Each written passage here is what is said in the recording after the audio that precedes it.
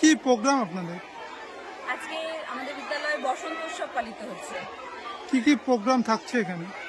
আমরা আসলে সেইভাবে তৈরি ছিলাম না, তো যার জন্য হঠাৎ করেই আমাদের এই পরিকল্পনা। সেই জন্য বাচ্চাদের কিছু নাচ হবে, তারপর দু একটা গান হবে, আর অভিভাবকদের সঙ্গে বাচ্চাদের সঙ্গে আমরা আবির খেলবো।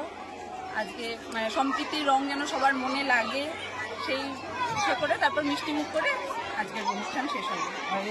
আজকের দিন উপলক্ষে কি বার্তা দেবেন? বার্তা বলতে আজকে আমরা এখানে একত্রিত হয়েছি বসন্ত উৎসব উপলক্ষে।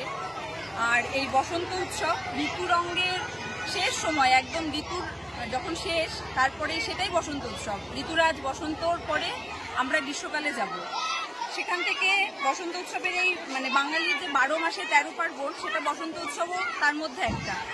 আর এই বসন্ত উৎসবের ইতিহাস সম্বন্ধে বলতে গেলে বলতে হয়, কবিগুরু রবীন্দ্রনাথ ঠাকুরের ছোট ছেলে সৌমেন্দ্রনাথ ঠাকুর প্রথম এই উৎসব বসন্ত পঞ্চমী অর্থাৎ সরস্বতী পুজোর দিন রঙের মাধ্যমে আনন্দ অনুষ্ঠান হিসাবে ভাগ করে নিতে চেয়েছিল সবার সাথে।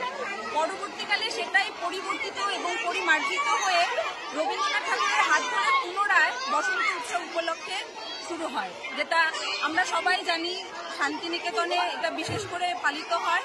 সেখান থেকে অনুপ্রাণিত হয়ে এখন আমরা সব জায়গাতেই দেখতে পাই বসন্ত উৎসবটা অনুষ্ঠিত হয়।